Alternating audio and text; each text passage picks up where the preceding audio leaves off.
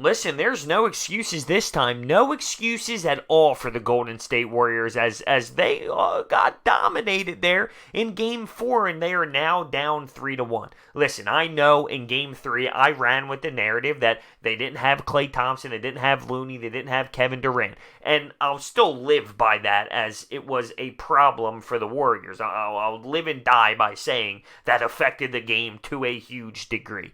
But for Game 4, I'm sorry, there was enough of the Golden State Warriors, okay? Obviously, they are better with Kevin Durant. But what the Warriors had on the floor today, zero excuses, literally zero, because it comes down to this. It comes down to the Raptors' defense. The Raptors' defense might be the most exciting defense I've watched in years. It is so elite. It is so unbelievable. The way they lock down and the way that they play as a team on the defensive side of the basketball is ridiculous. It's beautiful. How can you not admire that? Everyone is just in the right position. Help defense is great. The one-on-one defense, isolation defense is at the top of the top. It's absolutely dominating. It's dominating. It's the difference in this series. They are so damn good. And as a fan of defense, as someone who takes charges on the pickup games, on the driveways, on concrete down at the local parks,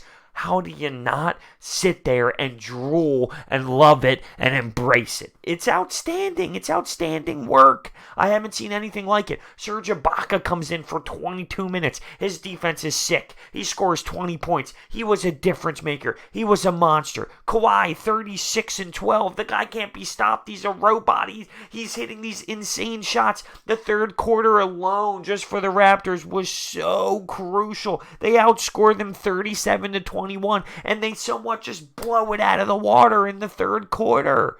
Steph Curry had no answers all night long. You know why? Because they make it annoying for him. He shot 2 of 9 from 3. He finished with 27 points, 9 of 22 from the field, but Steph Curry was off. Klay Thompson comes back from the hamstring injury. Sure, he had 28 points. Sure, he helped that team score points, but all around, the Warriors got no contribution at all outside of the guard. And it's hard for me to even say that Steph Curry was part of the contribution, but he was with his 27 points, but it wasn't efficient at all. Iguodala had 3 points. Draymond Green had, I'm going to be honest with you, it might sound ridiculous, but he had a useless triple-double. They didn't get help from anyone. Iguodala, come on, listen, I know he takes pride in his defensive game, but he really has nothing left in the tank if that's what he's giving out to the guys. DeMarcus Cousins in his limited minutes had 6 points. They had to throw Looney back in there, and he did okay in 20 minutes, but no one outside of Steph Curry or Klay Thompson really did anything for the Golden State Warriors, and that is a problem. Now, going into Game 5 in Toronto, if Kevin Durant does not play, yeah, he's got a torn Achilles. It comes down to that. There's no way a calf strain is keeping this guy out. There's just no way. There's no way. So if he's not playing, there is a torn Achilles, and there has to be some sort of disconnect from the public and what's actually going on because of the fact that he's a free agent and the payday might be different if he has a torn Achilles. That's honestly my guess on it. If Kevin Durant does not play in a must-win situation in a hostile Toronto building. Random hiccup.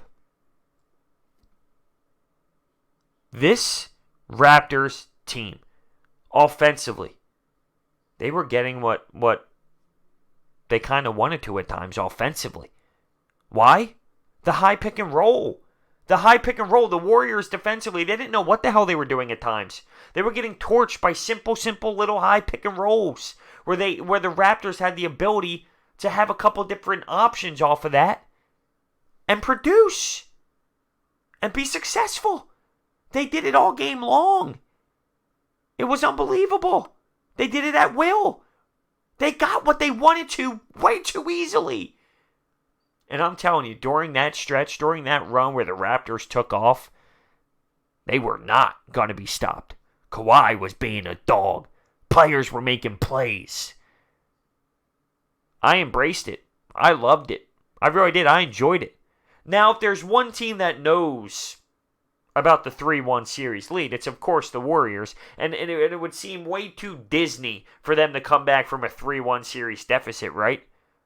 But who knows with sports? Who knows with sports? That's why it's so damn crazy. Who knows? 3-1 series lead for the Golden State Warriors. Trailing.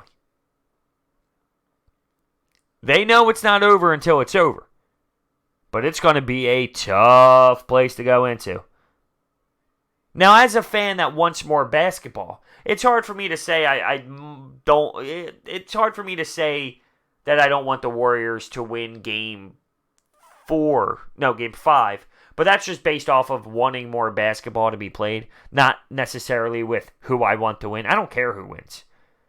I'm telling you, the way the Raptors play defense, it's inspiring. It's inspiring. They don't let up. They are tough. They are big. Marc Gasol, Serge Ibaka, they're a problem. Fred VanVleet is an annoying pest. So is Kyle Lowry. Fred VanVleet taking an elbow to the face, and he somewhat still comes back with some stitches in his face.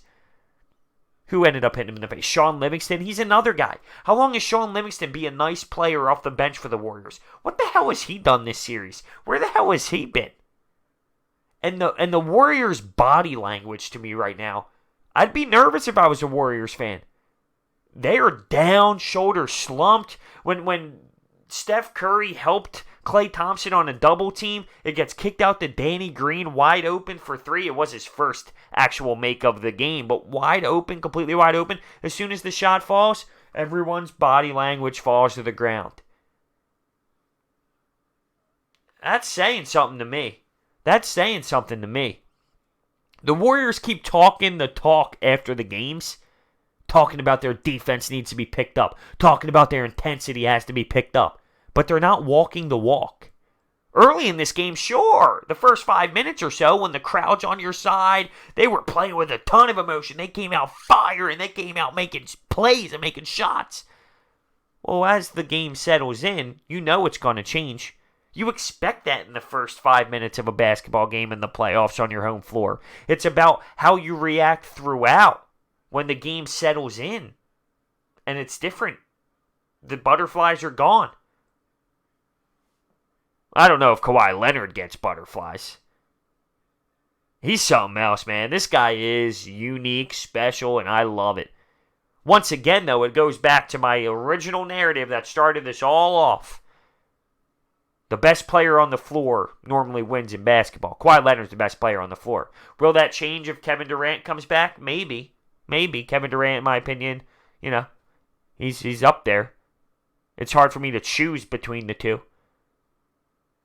Best player on the floor, though, is Kawhi Leonard in the series so far, and that's why they're up.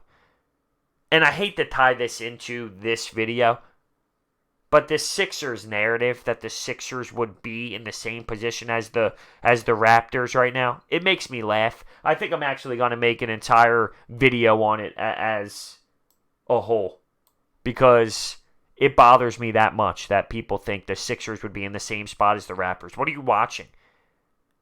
This Raptors defense is clearly the best I've ever seen in a long time. Long time. Their will. Defense is effort. Of course, you got to have quick feet, good lateral movement. You got to be athletic, of course. But it really comes down to effort and the want to and the will and the passion for it. The way this team is playing, they have it. And no one gives up. No one takes their foot off the gas pedal. They continue to just be annoying and hard and tough. And the Warriors are stunned by it. They don't know what to do. And I've said this before. This is the best defense the Warriors have played in their run. Not just this season, but since they've started this damn run. I'm impressed by the Raptors. I'm not going to say I'm shocked, but I'm impressed. And let's not forget, I have the pinned tweet on my Twitter. It is pinned to the top. before the series even started, at Broads81. I'm keeping it pinned. I have convinced myself the Raptors can win this series. They're up 3-1. It's not over. It's not over. The addition of Kevin Durant, if that's even a thing, because the Warriors have blown a 3-1 lead in the past, I can't sit here and say it's over. But the Raptors are in one hell of a position, especially going home. One hell of a position.